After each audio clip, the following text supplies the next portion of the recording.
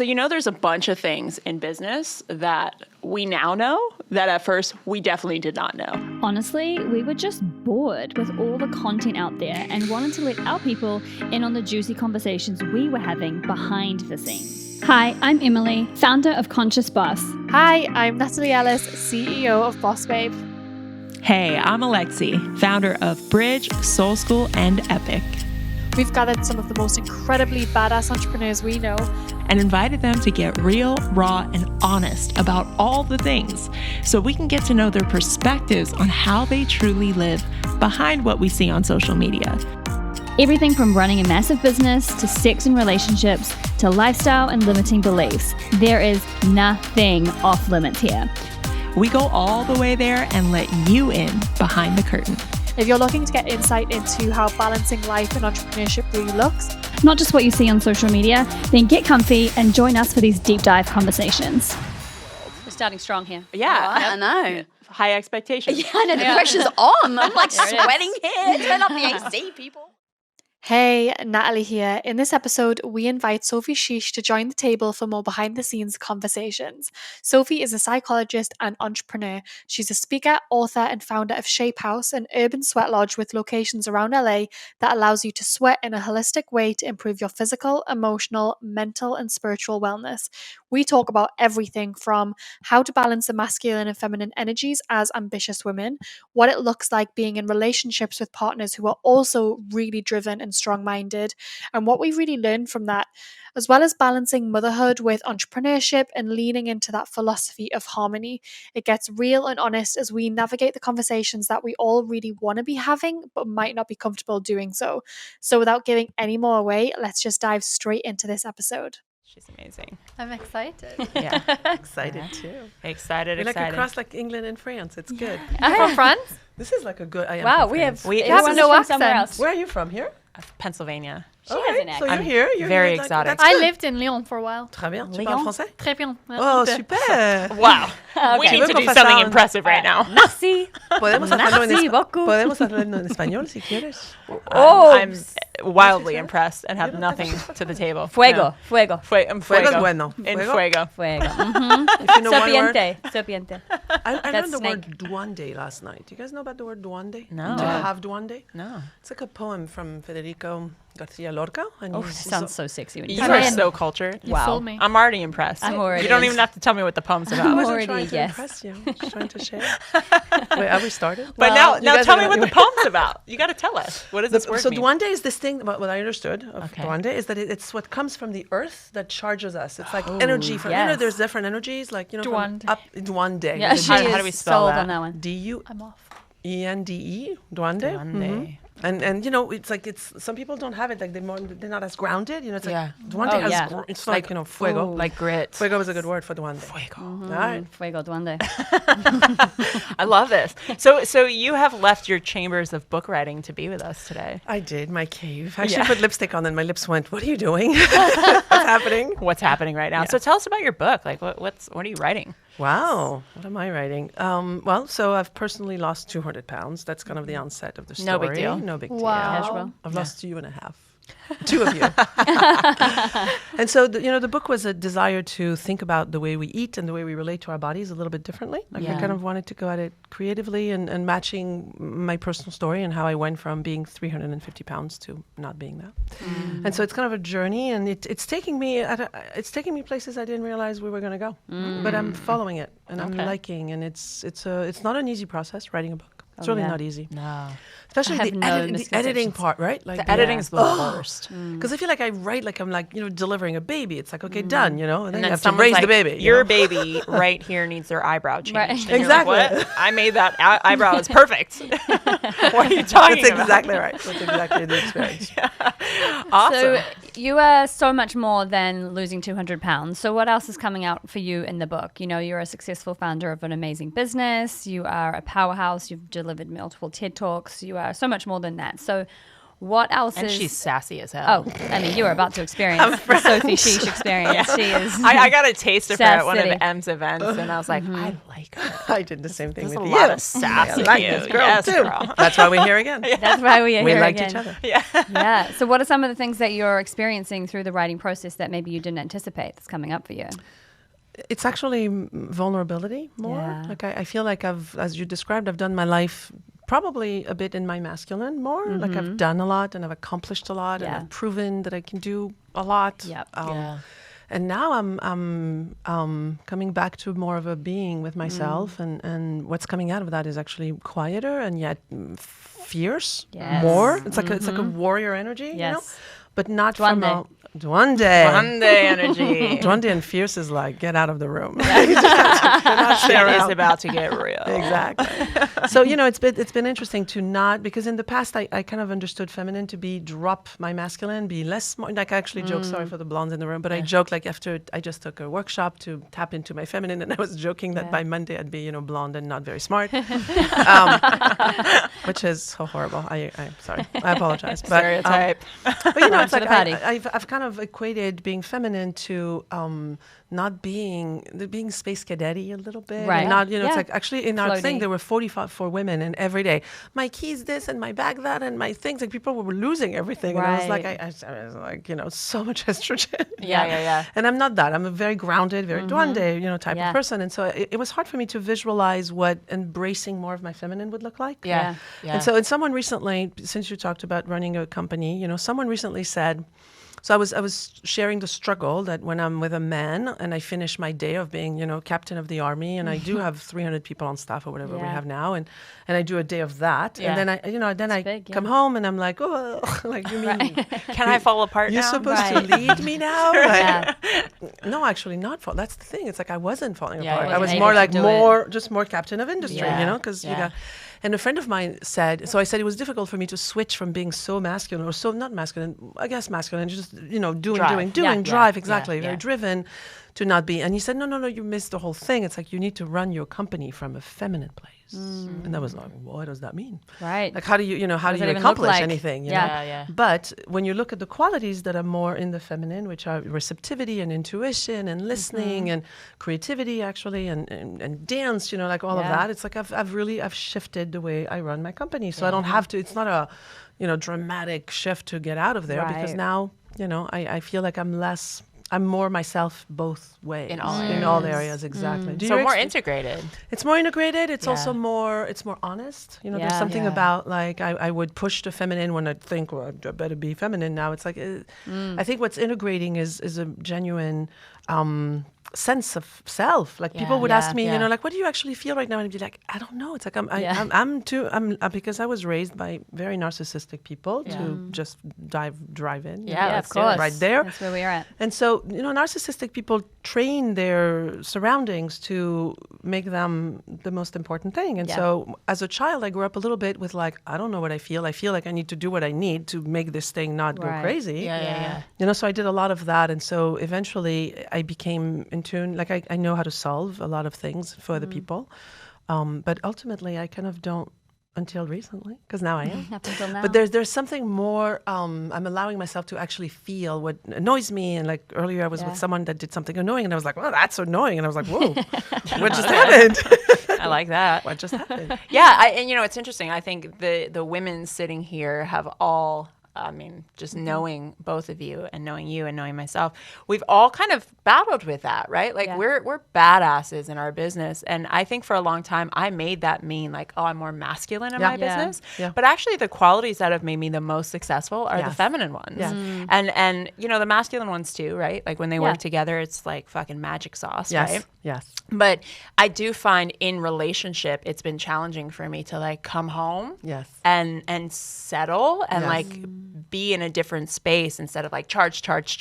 Right. But also like, how do I integrate both in my relationship? And that's been a journey for me. I'd love to hear what you guys think about that as well. That's a big journey for me. And I used to, be so in my masculine, pushing. It's probably why my testosterone is so high. Working on that. But like really, really pushing. And it would show up so much in my relationship in that I was so alpha. Yeah. I was, I would never back down from a fight, or I'd come home and I'd be, you know, okay, I've planned us this for the weekend, I'm taking control of this and all of these different things.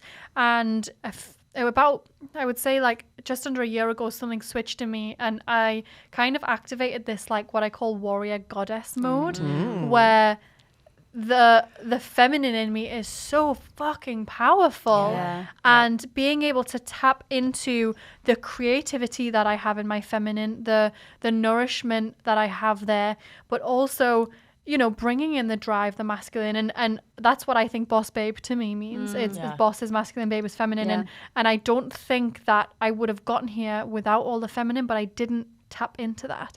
And I'm definitely trying to do it more in my relationship too. I used to think feminine, like you were saying, is like taking a bath when I feel stressed, or totally. You know, wearing a dress just to feel more like feminine, but it's Make not. sure it's flowy though. It's got to be. I know it's got to be. It's got to have flowers on, right? But that's what I thought it was, and it's been like a big change in my relationship too, to be able to to be more vulnerable. I mean, the first time I ever got really vulnerable and cried to Stephen, he just stopped and kind of looked at me and was like, I don't know what's going on, but like I like it, right? And like and it's so rare for me to say like I need you right now, and for me to do that, that's what I think is leaning more into my feminine of knowing that I can lean on others and I don't have to be driving and pushing. Yeah. What about you, Anne? Yeah, I mean, I think it is that, I mean, circling back to around some of the things we were saying earlier about, you know, business being kind of a part of what we do, but not the whole piece. And I think that when we become some certain person so that we can go to work and become this person, it's kind of like, then how do we switch out of that? Whereas it's like, hey, how do I want to be in my life? And then how do I then create a business that supports me in staying in that space, you know? And I think as you know, primarily most women are naturally in their feminine, like dominant, and most men are masculine and dominant. It's not like all the time, but if you are naturally more of a feminine woman, then it feels more natural to be in that space. So I think finding situations where you can make sure that you are in that energy is really supportive, and not having to switch in and out. And I think also, like, I made myself really wrong for 100%. being like into my masculine a lot, and I was told I was in, you know, like by people, like, you know, sometimes jokingly, and then you build this mentality of like, oh, I'm so masculine and that's wrong. And like, it's wrong to be driven, or it's wrong to be this, it's wrong to get things done and be like X, Y, and Z. And it's just like, that's actually such a powerful trait to have, to create, and not making that even wrong, but finding a way that really fits in with how you want to feel and how you can associate to that as well. Yeah, you know what's interesting, and we had this conversation in Jamaica. I'm in this like weird place of like even looking at the concept of masculine and feminine and going like, well, fuck you. Like the whole concept is kind of like done us under as women, I think, and as men. I think a lot of men are battling with like, oh, you're too feminine, or you're not masculine enough, or you're too masculine. And it's like another way for us to punish ourselves and like put us on this scale of like, well, where do you fall? And now are you a good enough woman? And now are you a good enough man? And like after giving birth and doing it naturally at home, I'm like, yo, all this stuff I thought was masculine is actually the most feminine in the world. And I didn't recognize how powerful the feminine was, because I had these stories like, oh, feminine's weak and blah, blah, blah. And I was always more in my masculine and punished for it by every man I had ever dated.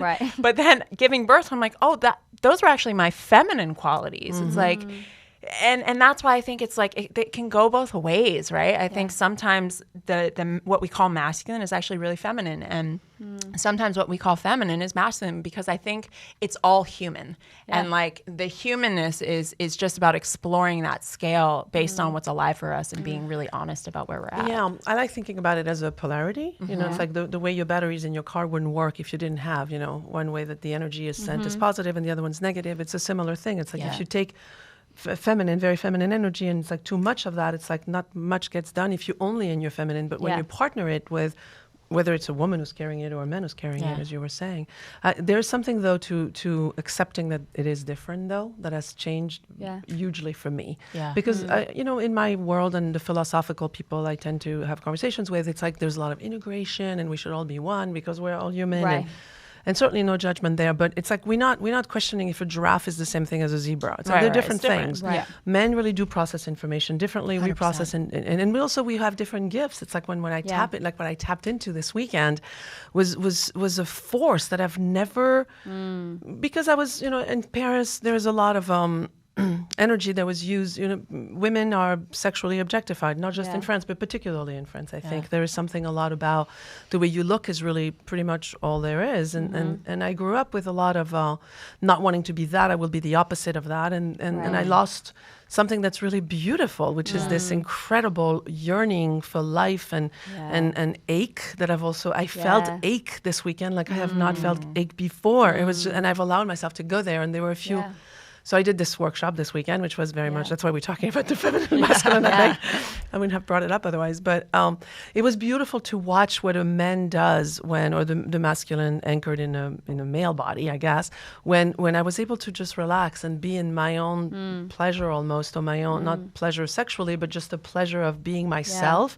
And to watch this like melting of the difference because we had acknowledged the difference. Does that make sense? Like there's a union that comes from not actually being the same thing, but being two different things that come together. That makes sense. Yeah, I appreciate that.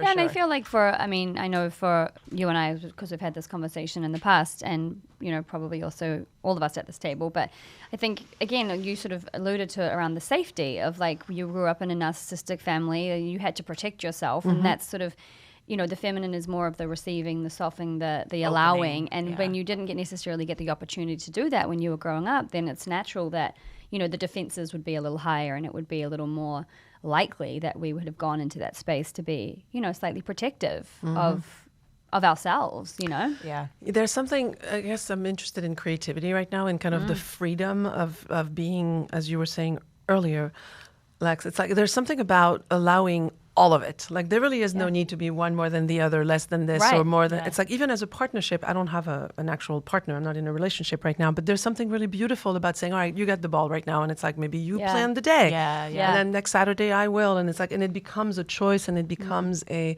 deliberate, which is actually very masculine, but it becomes kind of like a partnership to decide, who kind of takes the lead, and like a dance, like a dance, exactly like a dance, actually. And I love that, because when we're dancing with life, we're actually truly present to what's here, and with where we're at in this moment, and what we require in this moment. And I think, speaking to this whole conversation, the biggest aha for me was, can I actually honor what I'm feeling right now and ask for what I need in this moment, or do what I want to do in this moment, depending on where I'm at. Right. So it's like dancing with that energy and having a partner who's willing to do the dance with you. Because, by the way, when you say I need something or I want something, the other one doesn't really have to do it. The other one can also be in their truth and be kind of like, right now, I kind of want to go take a bath. And be the one who's like, let's do two separate baths. And then exactly. And it becomes we added to each other as opposed to mine took away from yours, which is not ever an interesting dynamic. So interesting. I do think there's a lot that we learn in relationship to other beings, especially our intimate partnerships. I know you two are both currently single. What are you learning? And I'll just like live vicariously through you for a moment, because I'm in committed partnerships. We do it with you too. Perfect. Tell me, like, what's been some of the juicy takeaways that you've gotten through just experiencing, the opposite sex and exploring partnership and dating and all of those things? Well, it's interesting because, thank you for asking that. It's really beautiful. I, until 2 weeks ago, was very much into having one partner and finding the person, and then you have dinner with someone, and it's like you checking your boxes. Does he have that? Does he have that? Oh, he doesn't have that. Oh, you just drank wine. I don't, and be really so specific about what I'm looking for that I end up missing what I'm looking for. Yeah. And so 2 weeks ago, inspired by a friend of mine who had this beautiful guidance for me, I thought, which is to be dating multiple people. Yeah. And I was polyamorous for a moment years ago. This is different. This is not, because polyamorous for me is more about being in multiple, relationships, but it integrates with one main relationship. And in this case, it's more, I just have different relationships with different men, and I do different things with, different one of them. And so one really loves to dance, but really doesn't like to talk business. And this other one really loves to talk business, but, has 2 left feet. And it's fine. Like, it doesn't have to be held by one person. And somehow, even saying it, I can hear that my nervous system is a little bit like, wow, like where is that? Really fitting it all. Yeah. But it's fitting really well for me because that's how I do my life. It's like I have, I ride a Harley, and there's my crew I ride my Harley with. And then I raise my kid. And then when I do that, I do that. And run my company and dance, I do ecstatic dancing, which is a whole different beast. And it's like life truly is different facets. And, if there is one that at some point I enjoy sharing all of those things. But for now, I don't. That's fun. I like that. Yeah. It's juicy. What about you? Well, Soph and I actually had a little sleepover the other night, which was really, really fun. We were deep diving. Which you can do when you're single. Yeah. Exactly. I love adult sleepovers. It was So awesome. fun. And, we were kind of diving into this topic and just talking about our experiences and what comes up for us and things like that.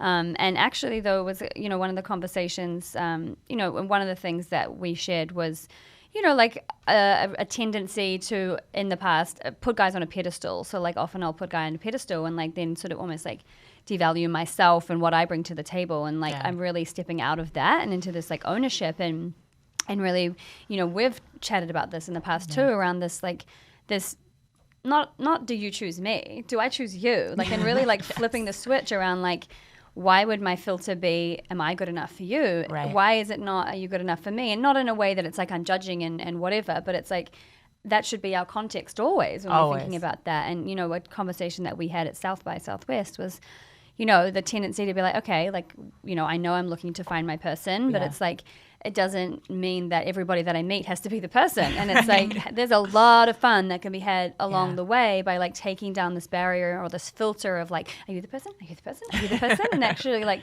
I've really stepped into this like levity and this fun and this play of just like, oh, like kind of like what Soph was saying, like, oh, maybe we're going to go and dance together and maybe you'll be the person I'll do this with. And just having that freedom and that, I think as well, that surrender and that trust around like, just doing what feels good and not putting so many rules around it. Yeah, like it is what it is. Don't try and make it something that it's not even there yet. Totally. Yeah. And that's really just kind of added a lot more space and just freedom and fun into the whole thing. Because then it's not trying to get somewhere. Right. It's like, this is fun right here. So it's not like there's no pressure of like, I'm trying to create this outcome, which is you and me getting married or whatever. It's just like, oh, this is a fun thing. Let's go and do that. And it just makes the whole thing, and it makes my entire context different. Yeah. And it totally does. Yeah. And I think, I don't know if you feel this way, but I feel like women, especially here in the States, it's almost like we've been trained to go, do you choose me? Yeah. Like, do you pick me? Because of all the freaking Disney movies or whatever you want to attribute it to. It's like, puppy dog eyes and like, I'll do everything that I need to do to be who you need me to be. So turn that myself I'm into a pretzel so the that you'll perfect love me. woman. Like, come on, right? And I found myself doing that. And that was a conversation we were having at South by is I noticed for so long it was like bending over backwards trying to be who I thought you needed me to be so that I'm like, oh, wow, you're everything I've ever wanted. Yeah. Versus going, wait a second, like, I haven't actually selected you. Like, you just selected me and I just said yes. Like, what is that about? Yeah. And it's so interesting because with Preston, my husband, like, he was the first guy that I actually, like, consciously chose and said, like, you court me. And I'm going to see if I choose you after a month of you consistently courting me. And, like, didn't kiss him. I made him work for it. And it was so great because I consciously chose him. And that choice has kept us together. Yeah. Like, in the tough times when both of us wanted to walk away, it's like, well, I chose him. And I get to keep choosing him. So that was just a really beautiful reminder for me. Like, I get to choose so I can keep choosing in the future. Do you find yourself, since you are in a relationship, how long have you been with Preston? 6 years. Do you find yourself having to, is it impairing your growth or is it completely feeding it? Like, where does it sit? No? No good? Girl, you might want to watch the video for that like reaction. A crazy person. I don't know if you feel this way, Natalie, because you've been with Steven for how long? 2 years. 2 years. So from the get, Preston and I coming together because we're both so insanely like committed to our own work and we've been that. When we came together, it was like we couldn't fake the funk anymore. Like we couldn't like just pretend like we were so enlightened because we had someone being like, right there, you're not. That area right there. Yeah. You're going to want to look right there to the left a little bit. It's like we legit are so, and we're so frank. Both of us are very frank and direct that we do not hold back. Like we don't hold punches. We say it like it is. And unfortunately, we both have fiery personalities. And sometimes that can be explosive, right? But in those explosions, we've both had to like really lean in. And because we're so committed to ourselves, we've leaned in and gone, okay, where's my work? Where's my edge? What am I not willing to see about myself and my own wounding and my own suffering parts of my personality that I'm trying to project onto my partner? And it's been such a powerful mirror for me that I have grown exponentially in the last 6 years, that I attribute most of my success as a human, but also as a mother, also as a businesswoman, to being in powerful partnership with him. Yeah, I'm fully in agreement with everything you said. Like getting married was the biggest kind of rocket ship into growth that I could ever have imagined. And we're both the same. We're very direct. Both of us coming together, we knew exactly what we wanted. So Stephen found me on a dating app and hunted me down, DM'd me, and was like, okay, like, let's go out. And from day one, he knew, okay, this is who I'm going to be with. And it took me about 3 dates to kind of choose the same thing. Yeah. And then once we kind of made that decision, that was it. And we were like, okay, so we're going to get married. Like that's happening. Like we got married after 6 months. Like it was very much like we both just knew exactly what we wanted. But with that directness and knowing what we want, we know exactly what we don't want to. Right. There's another side to that. Oh, yeah. And so it's a lot of that. Yeah. Like the two of us being so direct and so fiery that in that moment, it takes every inch of your body not to snap and flip and just breathe and be like, oh, what is this teaching me? Yeah. But do you snap? Sometimes. Yeah, I snap Sometimes, too. yeah. How do you recover when you snap? Perfect. How do you recover when you snap? Either one of you. I mean, you've been in relationships. I don't snap. I'm sure you've snapped before. She's perfect. Totally perfect. In my next relationship, obviously, I'm going to have none of these problems. It's going to be amazing. We'll float on clouds the whole time. So when I snap, I try and remove myself from the situation. Oh, interesting. So if I snap, it normally looks like me like raising my voice or slamming a door, like whatever it is, or saying things intentionally hurtful. And I catch myself as much as I can. And the best thing I can do is leave the situation. So I will go in a bedroom, or I'll say I'm coming back, and I will leave. And I try now to do it in a way of like, I'm not walking out on us or what we're doing. I'm walking out on this energy, and I'm going to come back. And he does the same. He's not so much fiery, like he's very calm, but inside he is. But he can still say hurtful things, but in a very calm way. So then we try and take a break and then come back, and we have these conversations where we say, okay, can you sit in this space in respect and have a conversation and have an uncomfortable conversation? And if the answer is yes, and we're both available for it, we'll sit and we'll have like a really difficult conversation. But I mean, I definitely snap. Like that's one of my edges. I snap too. I think if you're human, you snap because like we all hit breaking points, right? Like I think we all do our best, or at least we think we're doing our best, maybe even when we're not. We're like, you're doing a great job. Maybe not, but we think we are. And then when we feel like we're doing so much and putting our best foot forward, and then someone's not appreciating us, or they're pointing out the things that we could be doing better, it's like, fuck, like, give me a break. Right, exactly. And I think that's been my edge, is feeling like I'm going above and beyond, whether I am or not, who knows. But in my own humble opinion, feeling like I'm doing in my humble opinion, I'm genius. In my humble opinion. Doing all the things and like feeling like I'm, stretching myself to be a good mother and a good partner and a great businesswoman and all the things. And then finding out when my partner's not fully satisfied, it's like I take that personally because I love living in excellence and doing my best. Classic overachiever. That truthfully, my hurt and my snap is like I'm frustrated with the fact that I haven't been able to like fix this or make this better. And every time I snap, I take a moment as well. I take at least 10 minutes and just recalibrate my nervous system, breathe, go in a separate room. And I literally open up my phone. I'm sure I have so many notes in my phone where I just write notes on like, how am I responsible for this? How did I create this? What does my partner need right now? What do I need right now? What could I do that would bring more love into this situation when I go back in that room? And I used to write notes about how terrible he was. Like I used to go on my phone, I'm going to record all of your terribleness so I can play it back for you tomorrow. And then I recognized like, that's probably not really That's the probably most not going to be helping our relationship much. Feels good though. Yeah, it feels really good to be in my victim right now. But it's been so helpful to like call myself out, right? And actually like write it down and see it. I'm such a visual person. And to see the words written in front of me, it's like, yep, subconsciously I know I need to do those things, but I want to be mad right now. I want to throw a temper tantrum right now because of this. And then I try and get under what that's actually about. And it's usually when I'm feeling really stressed out and overworked and like too much pressure from whatever is going on, that happens. Because a lot of times we'll disagree, and if I'm in a really good space, I'll just be like, all right, I hear you, babe. And like, I don't really agree with you, but like I hear you and I love you, and we'll just agree to disagree on that. It's like the difference between responding and reacting. For sure. Yeah, for like sure. that. And I think a lot of us in life, like we're in reaction mode so much because we do have so much on. And I know you've kind of taken a break from that, essentially, where you've given yourself more space. Have you noticed a difference since you shifted your energy and your context in life with how you react versus respond?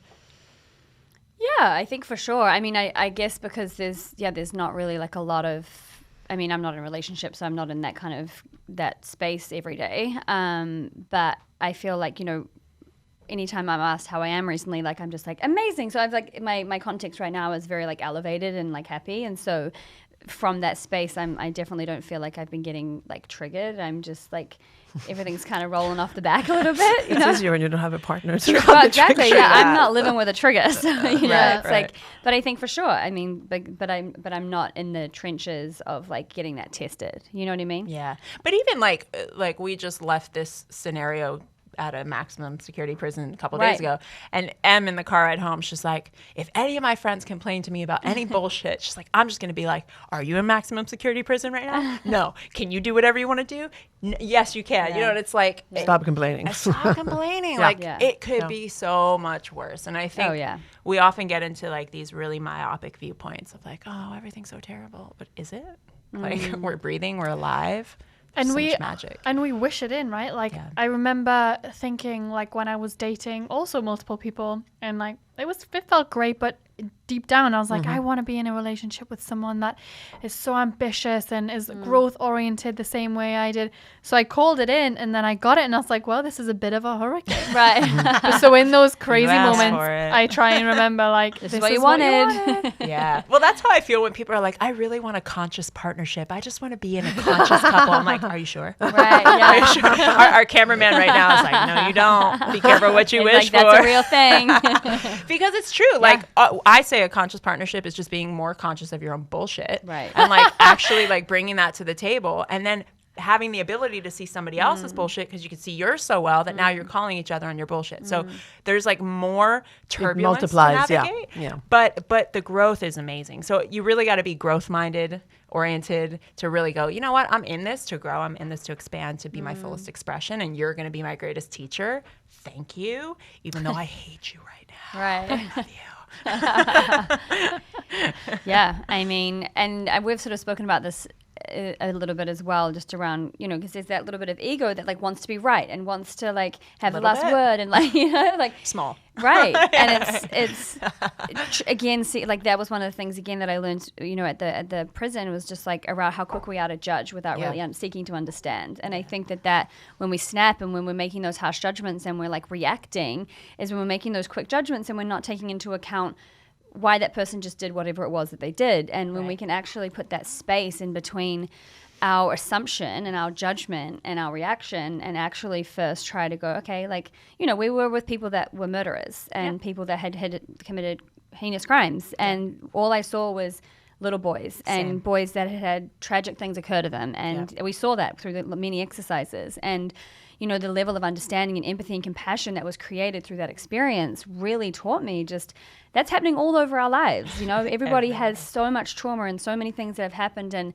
what would it look like for us to put that space in between that where we just sometimes want to be right and want to point the finger and want to blame and actually go, okay, like how could I really seek to understand why you're having this reaction or why you're thinking this or why you're needing this from me? And then, you know, it's like it takes that, you know, I used to say like the person with the highest consciousness has the highest responsibility, right? Yeah. So it's like if you know better, then in that moment, it's kind of on your shoulders to try to do better in that situation and like actually come with more empathy and come with more understanding to meet them there, which is not always easy. I love this, but I also want to point out that that same process gets to happen with ourselves, right? So like when we're judging ourselves and we're looking at like all the ways in which we're not whatever, fill in the blank, whatever stories we have, we get to really go back and go like, where did this start? Like, where's the little girl or the little boy who just wants love, who just wants to feel human and accepted and embraced.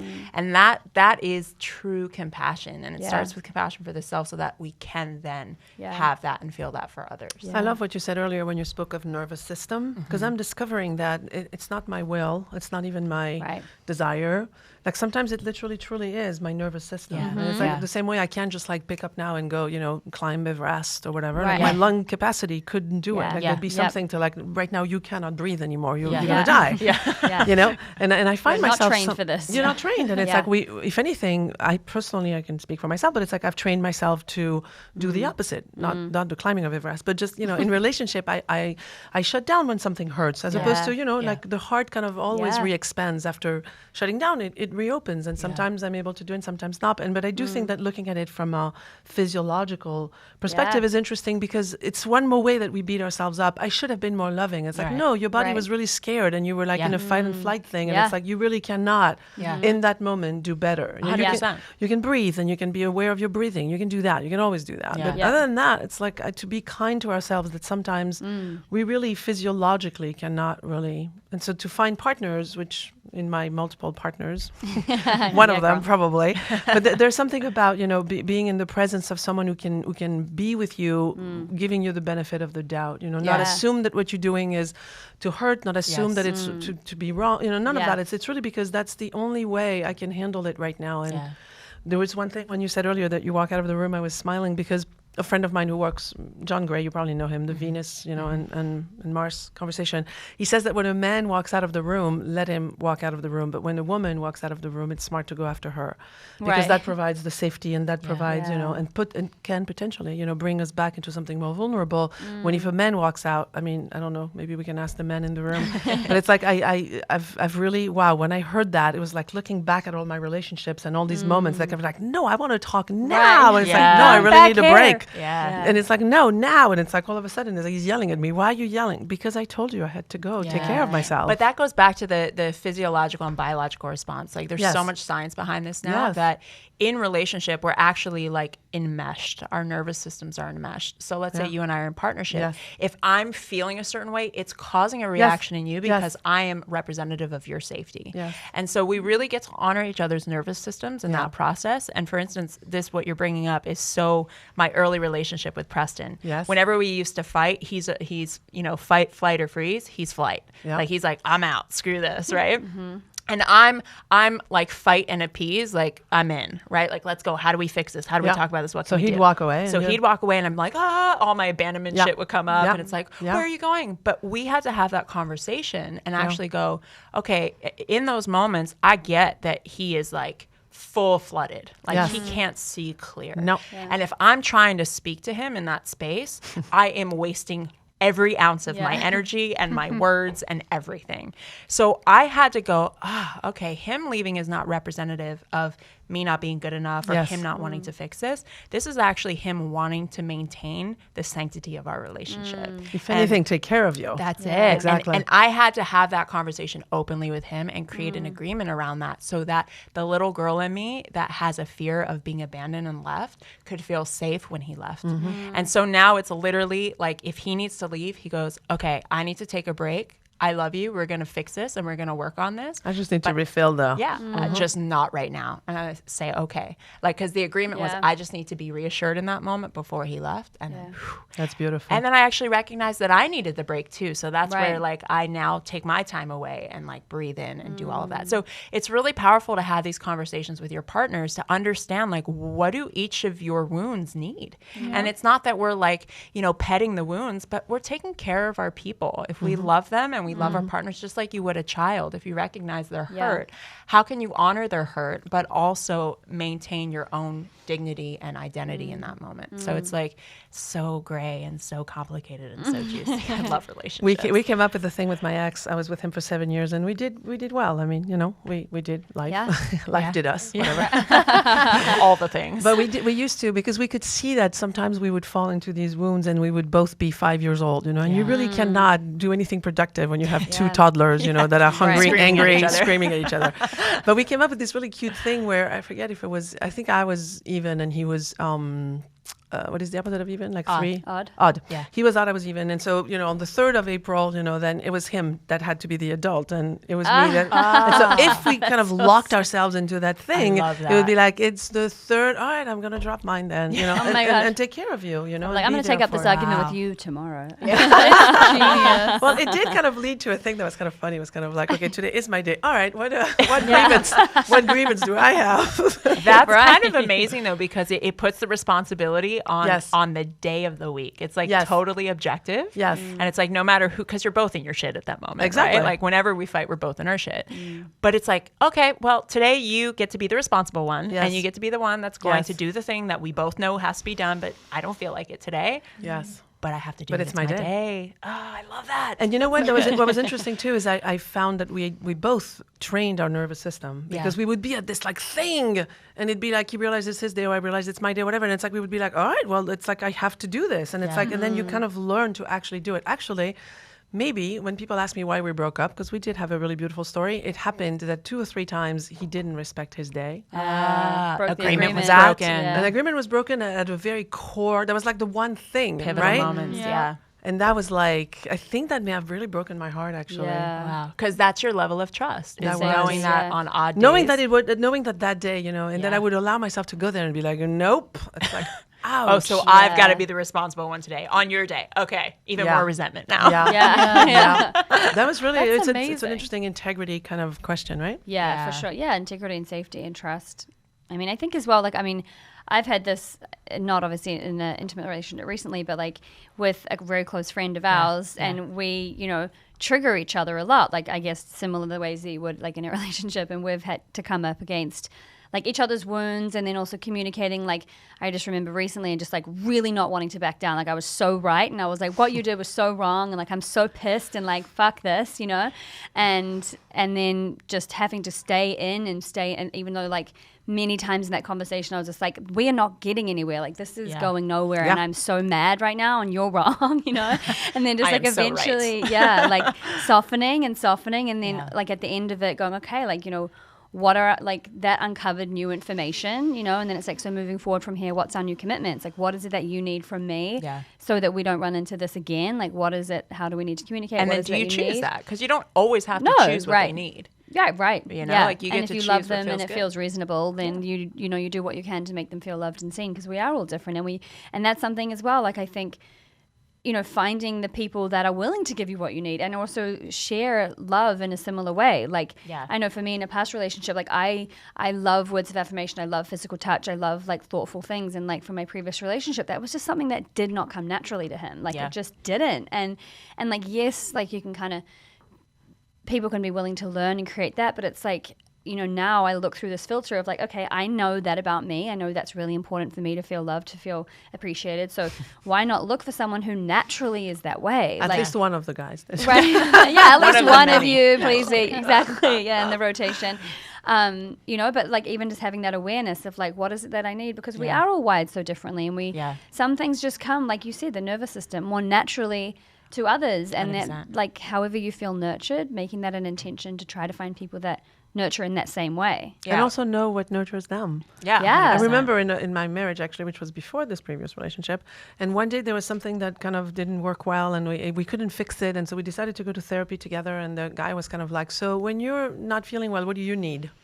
And my ex was kind of like, like he didn't know. He really didn't know. Right. Yeah. And then said to him, what do you think she needs when she's not well? And he was like, and nobody really knew. We didn't know what we needed when comes Why are the we time. having problems? No, but I mean, I think it's like a bit, I mean, I'm pretty sure obviously this is a group of very conscious women, but I'm pretty sure that if you ask a lot of people, 100%. What does your person really need? Yeah. They wouldn't know. I'm not sure that they would know about themselves either, by the way. 100%. I think it's a pretty core, because if we don't know, like I'm not meaning to, trip you. I'm really trying, but I don't know that your thing is having a cup on the table and then you feel good. I can't know that. And that's true. Like I legit have this belief that keeps getting solidified that I think we're all kind of incompatible. Right. Because we're all just so different and we all grow up with like different realities and different parenting dynamics and different beliefs about the world and culture. So many things make us so different. Right. And like to be like, oh, I'm more compatible with that person than that person, it almost seems like bullshit because it's like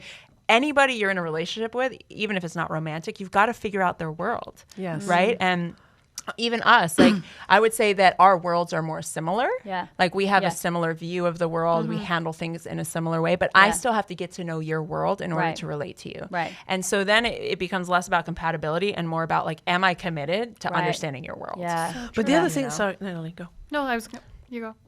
Well, I was just, as you were talking, I was saying also, like if you slice me in half right now, and I slice you and we slice, someone that's a different color and a different height, whatever, it's like we would find more things that are similar than not. And it's like somehow the way we operate maybe, a bit different. But at the end of the day, it's like your heart is beating, you're breathing, all right, good. So we're human. Great. We've got that. We've got that down. And also your intention. It's like if you're with a partner, that has an intention of being more aware of contributing something beautiful to the world or whatever, that becomes more relevant than how do you take the toothpaste out of the tube. The thing. I actually have a thing around toothpaste. Do you? I do. What is it? It's just this weird thing, like when somebody squeezes it from the top. Right. It's like you just wasted the whole bottom. Mike's See, like, Mike, what? That's do you agree crazy. with me or do you think it's weird? You agree with me. You two should it's share. Weird. That's a details thing. That's a detail person's toothpaste thing. Together. I'm just more of like a jump on in and do it thing. Were you going to say something? I'm really keen to ask, we're talking so much about relationships, but both of you have children. Yeah. And I would love to kind of ask, how did that change things for you? Because, I mean, I have little brothers and sisters, and I have a puppy. Yeah. So I know it's close. Fur baby. The first thing is, I mean, you need that patience. And sometimes I'm like, whoa, am I even patient enough to be a parent? Like, there's all of these things, and both of you are badass business women, and you're also really leaning into all different relationships and everything. And then with the layer of children on top, like, how do you navigate that, and what does it teach you? Well, mine is 24, so I'm kind of out of the woods. She handles herself, and she lives in New York, so that's easy. I mean, I know yours is much younger, and you're more fresh. In the, you're in the grid of it. She taught me everything I know that interests me, because if nothing else, by the job of raising her, I really had to raise myself. And I know it's pretty words and lots of people kind of have the concept, but really, truly, I would find myself in exchange with her. And I remember once being with her, she was maybe 4. What is yours? A year. A year. Oh, you have a minute. Yeah. I'm like really in it. She was 3 or 4, and we went to the store, and she really wanted to carry this bag, and at that age, it's kind of like, okay, let's start to give her choices and feel like she has autonomy, So yes, you can carry the bag. Of course, she had the bag with the eggs and the milk, and not the best bag, but she really wanted to carry that bag. And we walk out of the store, and of course she drops the bag because she's little and she doesn't have that much strength. And so we get out, and it's like, and all of a sudden there's this like crazy mess on the ground, plus the fact that I have to go back in the store and buy eggs again and milk and all that. And I found myself, and she was like, petrified and kind of like waiting to see, what my reaction was going to be. And I remember pausing and being like, this is such a teaching moment. Like, if I can use it, this is so beautiful. And I sat on the ground and I said, can you see how the milk is mixing with the eggs and how river that is? is and how beautiful that is and this whole thing. And I was like, what's the point? It's like she dropped the eggs. Like, what am I going to do? Like, resent her that now the eggs are on the ground? But what was really beautiful is when we went back to the store, she handed me the bag and she was like, maybe today you carry the bag. And I was like, all right, it's like that to me is much more interesting than like making my point. What we were saying for adults, it's like I didn't want to treat her, like someone that I don't. Did she mean to drop the bag? No. Did she insist on getting the bag? Yes. It's also, but then somehow, how do we? There's actually an exhibit. Sorry, I don't mean to. No. There's an exhibit that's going to start at the Hammer Museum in LA. Yes. Did I tell you about the but a friend just sent this to me. The butterflies? Yes. Okay. So it's basically they're trying to find visual ways to help children to develop character and develop their own values by doing these exhibits, right? So like instead of doing like an Instagram, pause next to the whatever, this is more about, letting the children. So one of the rooms, it's actually similar to this, there's screens everywhere around the room in that particular one exhibit, and the children walk in, and on the screens, there are butterflies, bunches of butterflies, flying butterflies, millions of them. And when the kids, I don't know what technology they developed to do that, but when the kids are louder, the butterflies go away. And so it takes very, very little time for them to realize that when they get quieter, the butterflies all come back. And then one will be loud and the other one's be like, shh, we have to bring the butterflies. Consequences. But not consequences from a punishing place. No. From but just every like choice. whatever you do, will have an effect. And without it being, it was really, really beautiful. And then a friend of mine was telling that story to a friend of hers because I told her, and the kid was there and heard, 4-year-old, whatever. And then later on, they were walking around the city and they were butterflies. I don't know if you guys saw in Mexico, and the butterflies everywhere in LA, right? It's beautiful. So apparently the kid was like walking down the street, and at some point the butterflies were fluttering, and he kind of looked to his mom and he was like, shh. So the butterflies don't go away. He didn't even see it. He just heard of the story of the butterflies. I love that. Yeah. Honestly, there's so many things, and I'm like just fresh in. I'm a year in, but I feel like I'm a totally changed human being. I think motherhood has been the absolute best thing that could have ever happened to me. I loved my life before. I thought I was pretty awesome before, but I feel like I am becoming more and more, I guess, closer to my most authentic expression because I have an example of what that is. And my son is so authentically himself and so expressed, and there's no like domestication in him yet. And I'm loving seeing what that looks like, because I feel like that's kind of been my journey that I've been really fiending for most of my life, is like finding that original self. And he's so his original self. And so he continues to just show me and give me permission to go back to that version of me. I'm learning patience. I'm learning, my curiosity has been sparked in just such new and beautiful ways. And honestly, my heart has never experienced more joy than I feel when I'm with him. I mean, you even know, she's like, he smiles at me and my whole self just lights up. It's like, it's so good. I sound ridiculous, but it's just the best.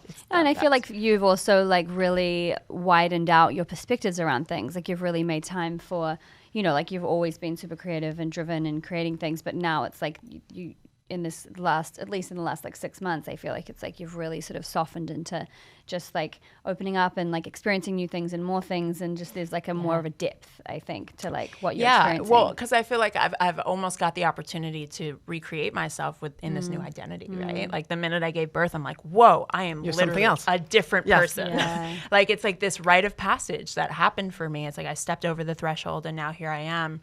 And who do I want to be in this moment? And it felt really empowering to get to decide and get to create from this new perspective with new love in my life, and just so many things. So to the question you asked about patience, which is, I guess, a lot of mothers I know, being mothers, I know, like pregnant women, they'll be like, well, I have the patience. And it's like, well, do you have the patience now? Like when something matters to you, and do you have it? And if you don't have it, can you build more? It's like, it's almost like we think once this thing is put in our hands, we're not going to be ourselves. You are going to be kind, you're going to be smart, you're going to fuck up, it's like everything you do now, you do then. It's just, it's one more dynamic that, but it's not like you're going to lose your personality or lose you in the process. Yeah. Hopefully. And think about it too, because you're super patient with your business. And like, even like you said, hiring, in another conversation we had, you said hiring one of your main people, you took time because you knew it was important to have the right person. And that same thing is going to be critical, when you have a child. It's like those traits just kind of transfer over different ways. Earlier today, you said every time I'm uncomfortable, I win. So I think you're going to be good, girl. It's just such an interesting conversation. I know for me, it's almost terrifying. It's this, my oh God, God, so okay, I'm terrifying. stretched now already and there's so much going on. So like, what is it like when I even added a puppy into the mix? I was like, what is this? So then what is it like when you add a child But you into did the it, mix? right? Did you adjust? Did you let the puppy die of I thirst didn't. and hunger? She even Puppy's has alive. maintained a plant that we all made at this I plant have. party, and the plant is still alive. It's alive and I have 2 more plants. I just want to give you credit for that. You get the Yeah. plants, you get the puppy. Creating and supporting life. And One keep step at a adding time, layers. girl. Yeah, keep adding the layers. I just think it's something that I think about and I'm like, oh, like, I think about how I need to make space for it and things won't be the same. And I'm whenever I'm around someone that has children, because it's something that I want in a few years' time, like, how do you do this? And what about this? Because I'm so curious about, okay, how I'm such a planner. I'm like, how do I plan to make this work? You don't. You don't. I was going to say throw every plan You show to up. the wayside. That's one thing, because I'm a planner too, and in very untrue Virgo fashion, I read no books about pregnancy or childbirth. I didn't. No Good for you. spreadsheets. Yeah, like legit. I was just like, I'm going to trust my body and see how that goes. It knows. And I was like, I am so smart in my body. My body knows what it's doing. And sure enough, like, it also helped me not have all the other stories about pregnancy and like what I'm supposed to feel at this time and at this week. And I just was like, well, here's what I'm experiencing right now. And it allowed me to be so present. And that philosophy has really helped even with my son.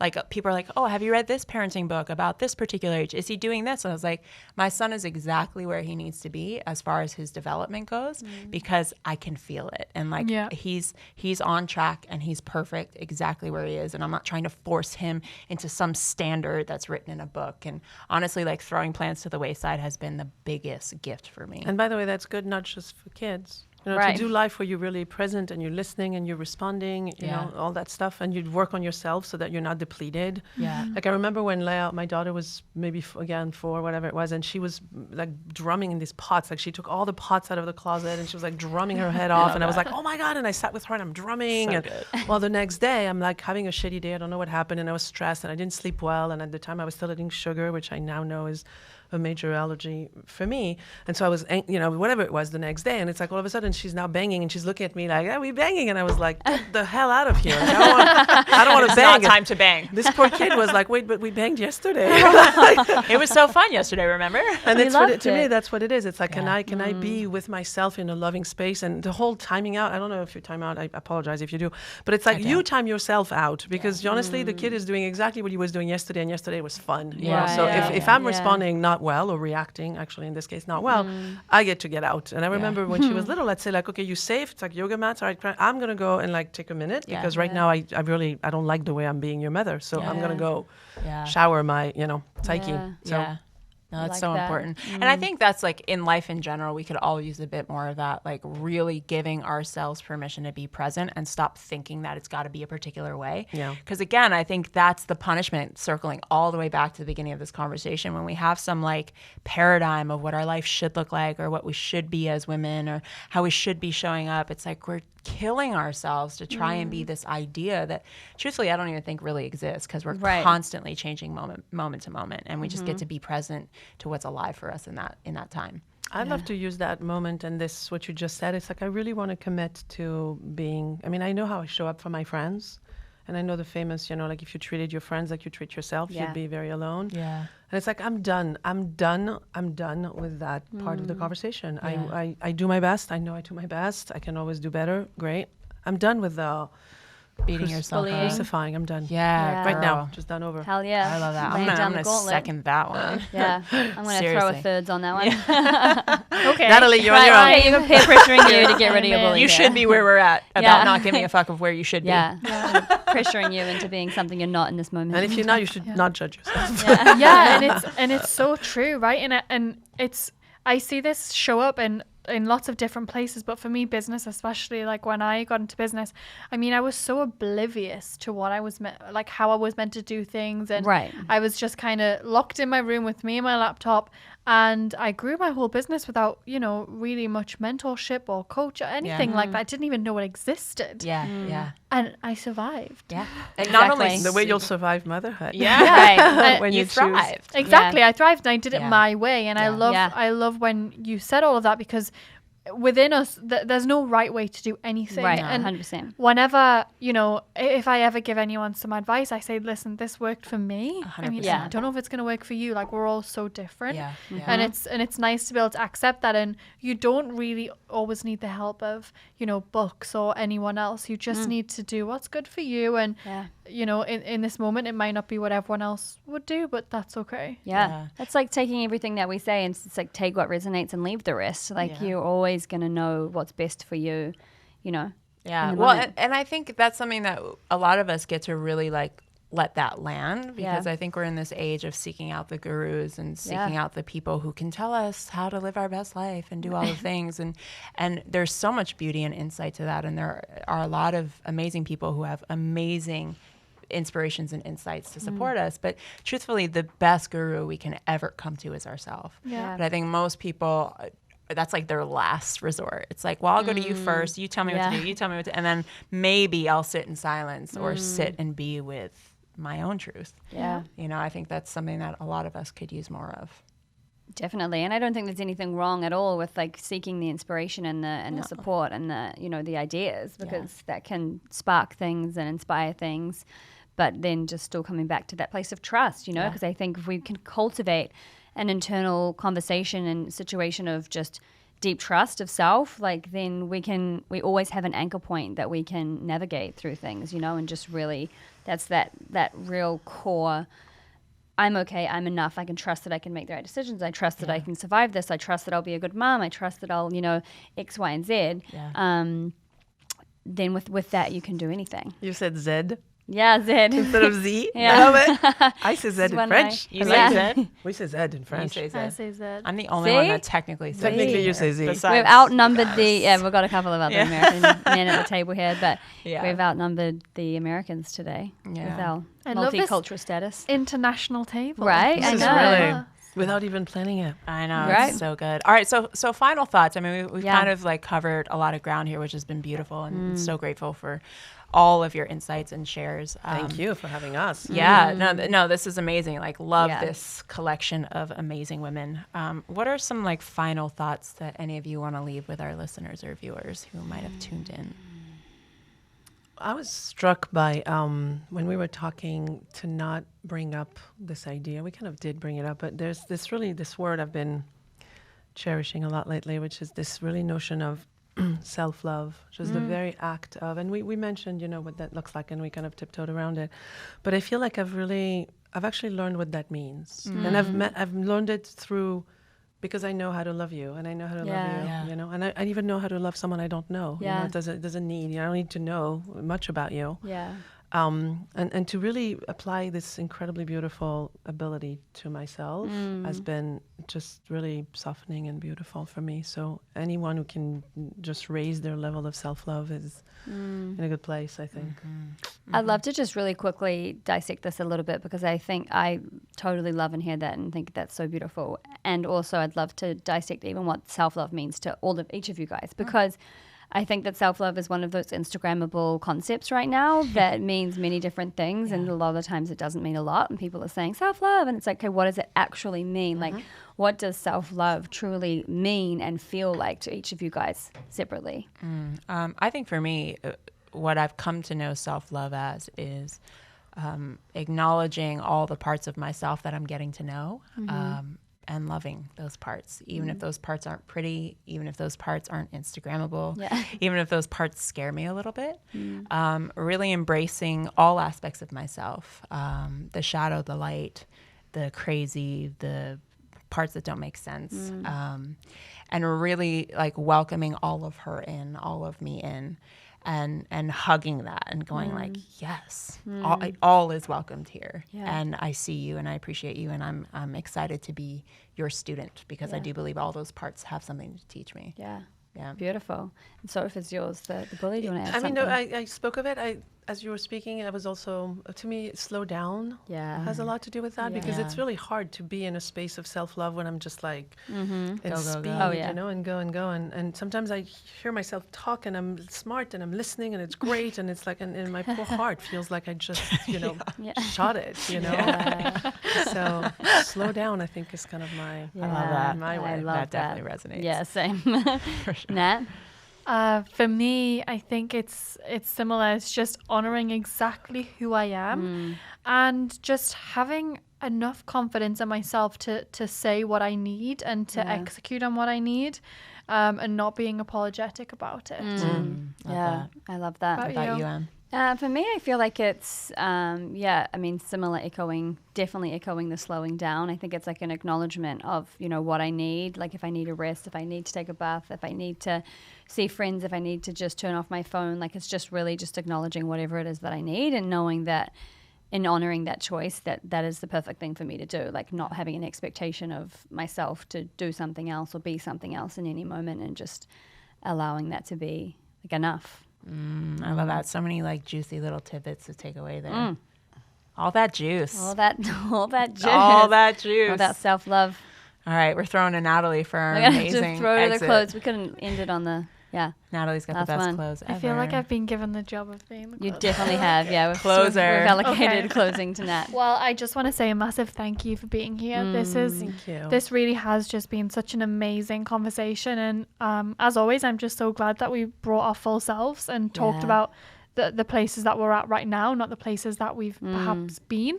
Yeah. I think that's really powerful. So Yeah. for anyone listening, please do share whatever your biggest takeaways been, maybe something that you're going to take on board and action. Please tag us all and allow us to feel into that and stalk you a little bit and share it. That would be amazing. But Yes. yes, and thanks for sharing your time with us. Yeah, thanks for jumping on with us, team. Whoop, whoop.